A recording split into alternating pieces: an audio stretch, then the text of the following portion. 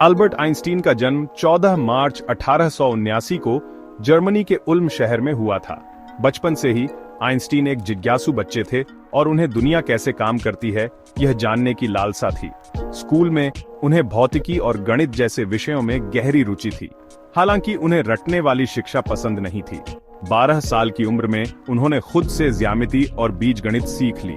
16 साल की उम्र में उन्होंने स्विट्जरलैंड के ज्यूरिख पॉलिटेक्निक के लिए प्रवेश परीक्षा दी।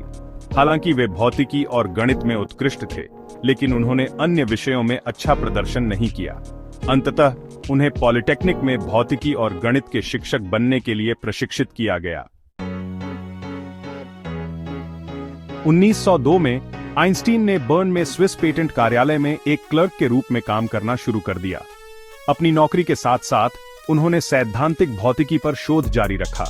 1905 में उन्होंने 4 अभूतपूर्व शोध पत्र प्रकाशित किए, जिन्होंने भौतिकी की दुनिया को हिलाकर रख दिया। इन पत्रों ने प्रकाश विद्युत प्रभाव, ब्राउनियन गति, विशेष सापेक्षता और द्रव्यमान ऊर्जा तुल्यता जैसे विषयों पर चर्चा की। विशेष सापेक्षता के सिद्धांत ने समय और स्थान की हमारी समझ को बदल दिया। सापेक्षता का सिद्धांत 2 धारणाओं पर आधारित है। पहला, भौतिकी के नियम सभी जड़त्वीय संदर्भ फ्रेम में समान हैं, और दूसरा, निर्वात में प्रकाश की गति सभी पर्यवेक्षकों के लिए स्थिर है, चाहे स्रोत या पर्यवेक्षक की गति कुछ भी हो। इस सिद्धांत ने समय और स्थान को निरपेक्ष अवधारणाओं से हटाकर सापेक्ष अवधारणाओं में बदल दिया। EMC2 शायद विज्ञान का सबसे प्रसिद्ध समीकरण है। यह समीकरण द्रव्यमान और ऊर्जा के बीच संबंध को दर्शाता है और बताता है कि एक छोटी सी मात्रा में द्रव्यमान में भारी मात्रा में ऊर्जा होती है। 1921 में आइंस्टीन को सैद्धांतिक भौतिकी में उनके योगदान, विशेष रूप से प्रकाश विद्युत प्रभाव की खोज के लिए भौतिकी का नोबेल पुरस्कार मिला। यह खोज ने क्वांटम सिद्धांत के विकास में महत्वपूर्ण भूमिका निभाई। अमेरिका प्रवासन और प्रिंसटन में जीवन। 1933 में नाजी जर्मनी में बढ़ते यहूदी विरोध के कारण आइंस्टीन संयुक्त राज्य अमेरिका चले गए।